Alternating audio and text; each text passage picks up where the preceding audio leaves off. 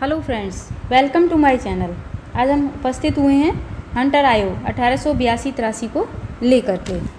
तो सबसे पहले इसकी आवश्यकता क्यों हुई कि जो वुड का घोषणा पत्र था उसके द्वारा 1854 में जो आया था उसमें लोक शिक्षा विभाग की स्थापना की गई थी और विभाग ने जो है विद्यालयों के अनुदान प्रणाली और छात्रों को छात्रवृत्तियां दे करके शिक्षा के विकास कार्य को पूरा भी किया था। लेकिन जैसे ही 1857 की क्रांति शुरू हुई तो उस समय में क्या था, ये जो विद्यालय खोले गए थे ये अंग्रेज़ों के विरुद्ध भारत के लगभग पूरे भाग में इस चीज़ से क्रांति फैली थी और ये जो शिक्षा के केंद्र थे ये रोड़े बन गए थे मार्ग में, उच्च शिक्षा के मार्ग में। तो अंग्रेज़ी हुकूमत को समाप्त करके महारानी घोषणा पत्र 1858 में जो आया था उसने भारत में जो फैली हुई आग थी उसको कुछ हद तक समाप्त किया था। लेकिन जो बदलाव था उनके जो अंग्रेज़ कर्मचारियों के हृदय में जो बदलाव था उसमें कोई खास अंतर नहीं आया, वो उसी तरीके के क्रूर और हठधर्मी बने रहे। तो उस समय में जो भारत के चहेते जो अंग्रेज़ व्यक्ति थे उनके द्वारा क्या था, एक general council of education in India नामक संस्था को बना करके और शिक्षा के समर्थन में प्रदर्शन किया गया। इस आंदोलन में जो अंग्रेज़ व्यक्तियों के साथ थे वो मिशनरीज़ भी थे, अंग्रेज़ मिशनरीज़ भी इसमें साथ थे। और उसी समय 1880 में क्या हुआ था कि जो भारत के गवर्नर जनरल के रूप में आए थे वो लॉर्ड रिपन थे और इन्होंने आकर के शिक्षा को काफ़ी हद तक सुधार में लिया, क्योंकि इनसे भेंट की संगठन के सदस्यों ने और उस समय की तात्कालिक स्थिति से इन्हें अवगत कराया और उस पर ठोस कदम उठाने के लिए इनसे कहा गया।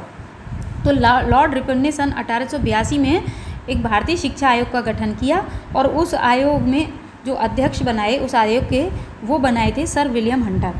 और चूँकि हंटर अध्यक्ष थे इसीलिए उन्हीं के द्वारा ये आयोग और उन्हीं के द्वारा आयोग प्रस्तुत किया गया था, तो इसे हंटर कमीशन या हंटर आयोग के नाम से भी जानते हैं। इस आयोग में जो सदस्य थे वो 21 थे, जिनमें से 7 भारतीय थे और उन 7 में भी 3 जो थे वो सरकार के कृपा पात्र या चापलूस टाइप में थे। अब क्या था कि इसमें जांच के विषय क्या थे, तो जांच के विषय में सबसे पहला विषय था वुड के घोषणा पत्र 1854 की प्रमुख नीति, यानी उसको भली भांति समझना और फिर उसको क्रियान्वित करना, सबसे पहला विषय था। दूसरा था सरकार के प्रयासों को उच्च शिक्षा से हटाकर जनसाधारण की शिक्षा की ओर ले जाना, प्रत्येक व्यक्ति की शिक्षा की ओर लेकर के जाना। तीसरा था कि मिशनरी विद्यालयों को भी भारतीय शिक्षा में स्थान दिलाना। चौथा, शिक्षा के क्षेत्र में निजी प्रयासों को महत्व और सरकार की नीति को महत्व देना। और 5वां था माध्यमिक शिक्षा की स्थिति और प्रसार, यानी माध्यमिक शिक्षा को भी आगे बढ़ाना। अब इसके बाद प्राथमिक स्तर पर आयोग की क्या सिफारिशें थीं। सबसे पहले अलग अलग उन्होंने स्तर बांटे थे, प्राथमिक, माध्यमिक, उच्च और विशिष्ट, इस तरीके से स्तर बांट दिए गए थे। तो सबसे पहले प्राथमिक स्तर पर उन्होंने क्या सिफारिशें रखी थी, तो प्राथमिक स्तर की जो सिफारिशें थी वो 3 मुख्य थी, जिसमें सबसे पहली थी शिक्षा की नीति, कि शिक्षा नीति कैसी होनी चाहिए प्राथमिक उस पर। तो उसमें दूसरा था शिक्षा प्रशासन, यानी शिक्षा का प्रशासन किस प्रकार का हो। तो प्राथमिक स्तर पर सबसे पहले तो उन्होंने राजकीय विद्यालयों की स्थापना पर रोक लगा दी थी और प्रशासन में जो व्यक्तिगत संचालन पर अधिक जोर दिया था, पद्धति पर। और इसके बाद अनुदान राशि, तो अनुदान राशि में ये बताया था कि जो अनुदान राशि निर्धारित की गई है सरकार के द्वारा केवल उसी को व्यय करना है, उससे अधिक व्यय नहीं करना है। इसके बाद प्राथमिक स्तर को ऊंचा उठाने के लिए जो सुझाव दिए गए थे वो क्या थे, वो ये थे। पहला नंबर था कि जनसाधारण की शिक्षा को विकसित कर उसका प्रसार करना। दूसरा, पिछड़े और आदिवासी इलाकों में सरकार को शिक्षा के समुचित प्रबंध करना, यानी जहाँ विद्यालय नहीं है तो विद्यालय खोलना और या फिर थोड़ी सी दूरी पर विद्यालय बना करके कई लोगों को जोड़ देना उससे। थर्ड था शिक्षा का जो उत्तरदायित्व था वो स्थानीय निकायों को सौंप देना, जैसे नगर पालिका है, स्वयंसेवी संगठन है या जिला परिषदों को सौंप दिया जाए। चौथा था कि संस्थाओं को आर्थिक सहायता के लिए एक कोष की स्थापना, यानी जो शिक्षण संस्थाओं का संचालन हो और उसको जो आर्थिक सहायता दी जाए उसके लिए एक अलग से एक कोष निर्धारित कर दिया जाए और उस कोष में जो भी पैसा जमा हो तो उसका 1/3 भाग उन संस्थाओं पर व्यय किया जाए। 5वां, जो पाठ्यक्रम था उसमें सुधार करके जीवन उपयोगी विषयों को पढ़ाने के लिए महत्व दिया जाए। 6ठा था प्रत्येक विद्यालय निरीक्षक के अंतर्गत एक साधारण स्कूल खोलने की व्यवस्था का भी सुझाव दिया गया था। इसके बाद आता है माध्यमिक स्तर पर क्या सुझाव दिए गए थे। तो माध्यमिक स्तर पर सुझाव थे। पहला नंबर, आयोग ने कहा कि सरकार को अपनी उदारता का परिचय किस प्रकार से देकर करा जाए कि माध्यमिक शिक्षा को मजबूत करने का कार्य जो है वो अनुदान देकर के पूरा किया जाए और उसी तरीके से सरकार अपनी उदारता का परिचय दे पाएगी। सेकंड था कि जो शिक्षा में जो पाठ्यक्रम है वो 2 प्रकार का उन्होंने रखने का मत किया कि पहला कोर्स तो था साहित्यिक विषय से और दूसरा जो कोर्स था वो था व्यापारिक और अन्य विषयों को साथ में रखकर। थर्ड जो उनका था, माध्यमिक स्तर के विद्यालयों में शिक्षक को जो है शिक्षा सिद्धांत और अन्य शिक्षणों में पारंगत होना चाहिए, यानी शिक्षक जो था वो इस तरीके का हो कि जिसको शिक्षा के सिद्धांत भी मालूम हो और अन्य शिक्षण भी वो आसानी से कर सके। चौथा पॉइंट था, माध्यमिक स्कूलों को लाहौर और मद्रास को छोड़ करके अन्य देश के कई और स्थानों पर खोलने का सुझाव दिया गया था कि लाहौर और मद्रास में ना खोला जाए बल्कि देश के और कई स्थानों पर खोल दिया जाए। अगला पॉइंट था, इन विद्यालयों में जो शिक्षा का माध्यम था वो मातृभाषा तो था ही, तो मातृभाषा के साथ साथ अंग्रेजी भाषा का भी इन्होंने समर्थन किया था। तो इस तरीके से इन्होंने माध्यमिक स्तर पर अपने सुझाव दिए थे और प्रत्येक ज़िले में एक हाई स्कूल की व्यवस्था ज़रूर ये करना चाहते थे। आगे था इनका कॉलेज की शिक्षा के लिए सुझाव। तो कॉलेज की शिक्षा के अंतर्गत क्या था कि जो धनराशि कॉलेज में व्यय की जा रही थी वह उसके संपूर्ण ब्यौरों को ध्यान में रखकर की जाए, यानी पूरा ये ध्यान रखा जाए कि वहाँ उस राशि को किस प्रकार से और कहाँ कहाँ खर्च किया जा रहा है। अगर वो सही जगह लग रही है तो ही धनराशि दी जाए, अन्यथा न दी जाए। इसके बाद सेकंड, जो भारतीय जो लोग थे जो यूरोपीय विश्वविद्यालयों में अध्ययन कर रहे थे या अध्ययनरत थे, उन्हें कॉलेज में जो भर्तियाँ जो निकलती हैं उनमें या कॉलेज भर्ती की जो प्रक्रिया है उनमें उनको पहला स्थान दिया जाए जो यूरोपीय विश्वविद्यालयों से पढ़ रहे हैं।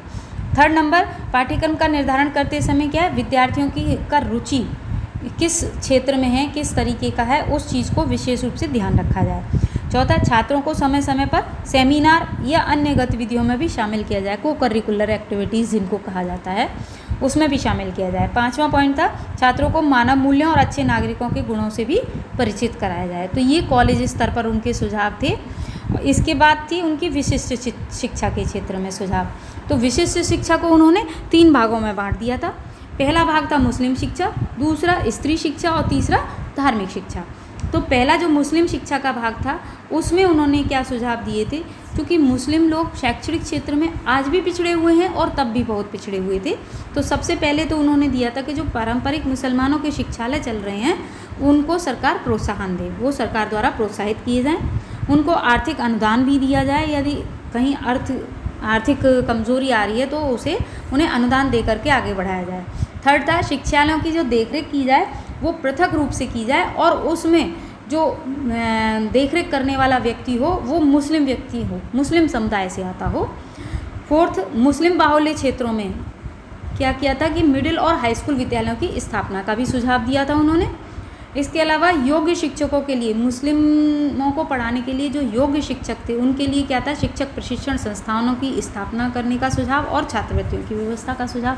तो ये थे मुस्लिम शिक्षा के क्षेत्र में सुझाव उनके। अब आते हैं स्त्री शिक्षा के लिए क्या सुझाव दिए। क्योंकि उस समय स्त्रियों की शिक्षा, स्त्रियों को पर्याप्त शिक्षा नहीं दी जाती थी, इसलिए उन्होंने उसकी तरफ भी ध्यान दिया और बालिकाओं के लिए पहला नंबर पॉइंट था कि बालिकाओं की शिक्षा के लिए अनुदान का सुझाव दिया था, उसको बढ़ावा देने के लिए ये चीज़ की गई थी। दूसरा, विद्यालयों की देखरेख के लिए अलग से स्त्री निरीक्षिका की नियुक्ति की जाए, यानी जो महिला विद्यालय हैं या जो छात्राओं के लिए विद्यालय बनाए गए हैं तो प्रिंसिपल हों या शिक्षक हों वो महिला शिक्षक की नियुक्ति किए जाए, निरीक्षक जो हैं। थर्ड था, शिक्षा को बढ़ावा देने के लिए, स्त्री शिक्षा को बढ़ावा देने के लिए एक तो उनकी शिक्षा निःशुल्क कर दी जाए और दूसरे उनको छात्रवृत्ति की भी व्यवस्था की जाए। पाठ्यक्रम भी उनका अपेक्षाकृत सरल बनाया जाए जिससे कि बालिकाएं आसानी से पढ़ सकें। और पांचवा पॉइंट था, जो पर्दे में रहने वाली बालिकाएं थीं, जो पर्दा प्रथा बहुत थी उस समय पे, जो पर्दे में रहने वाली बालिकाएं थीं जिन्हें घर से निकलने की सुविधा नहीं थी, तो उनकी जो शिक्षा की व्यवस्था है वो घर पर ही की जाए और अलग महिलाओं के लिए शिक्षण प्रशिक्षण संस्थानों की व्यवस्था की जाए। तो ये स्त्री शिक्षा के लिए था। अगला थर्ड था उनका धार्मिक शिक्षा के लिए। तो धार्मिक शिक्षा पर उन्होंने बल नहीं दिया था, बल्कि धार्मिक शिक्षा के लिए बंधन लगा दिया था राजकीय विद्यालयों में दिए जाने के लिए, कि राजकीय विद्यालय में धार्मिक शिक्षा उचित नहीं है, लेकिन अगर कोई व्यक्तिगत शिक्षा संस्थान खोलता है तो वो धर्म की शिक्षा दे सकता है, उसके लिए कोई बंधन नहीं था। तो जो व्यक्तिगत शिक्षा संस्थान थे उनके लिए प्रावधान दिया गया था, लेकिन सरकारी विद्यालयों के लिए अलग उसमें उसका विधान नहीं था। इसके बाद अब इस आयोग के अंतर्गत दोष कितने थे? दोष थे, सबसे पहला दोष था कि जो भारतीय भाषाएं जो थी, यानी सबसे पहला दोष यही था कि उन्होंने अपने अंग्रेजी का प्रचार करने के लिए उसको जो माध्यम बनाया वो अंग्रेजी माध्यम बनाया, और जो भारतीय भाषाएं थीं उनकी ओर ध्यान नहीं दिया गया, बल्कि उन विद्यार्थियों को इस तरीके की शिक्षा दी जाने लगी कि भारतीय भाषाओं की ओर से वो विमुख हो गए। सेकंड नंबर था कि जो उद्योग थे और व्यावसायिक औद्योगिक शिक्षा और व्यावसायिक शिक्षा के संबंध में उन्होंने बिल्कुल मौन धारण कर लिया था, उसकी ओर कोई ध्यान नहीं था, जिसके कारण क्या था कि भारत की जो आर्थिक और औद्योगिक उन्नति थी वो नहीं हो पा रही थी, या कह सकते हैं कि उनकी भारत की आर्थिक और औद्योगिक उन्नति की अवहेलना कर दी उन्होंने। थर्ड था कि जो राज्य की शिक्षा व्यवस्था का जो उत्तरदायित्व, जो आयोग ने जो शिक्षा के क्षेत्र में निर्याण नीति यानी पॉलिसी ऑफ विड्रॉल जो उन्होंने करी थी उसका प्रचार करके उसका प्रचार किया बहुत अधिक मात्रा में, जिससे राज्य को जो शिक्षा व्यवस्था के अनिवार्य उत्तरदायित्व थे उससे पूर्णतया मुक्त कर दिया गया। और जो अनिवार्य प्राथमिक शिक्षा के विषय में जो था एक भी शब्द नहीं था, तो इसमें सार्वजनिक शिक्षा के प्रति कोई ध्यान नहीं दिया गया। तो ये जो थे ये आयोग के दोष भी थे। धन्यवाद। यदि वीडियो पसंद आए तो आप इसे लाइक भी करें और अधिक से अधिक शेयर भी करें और सब्सक्राइब भी करें।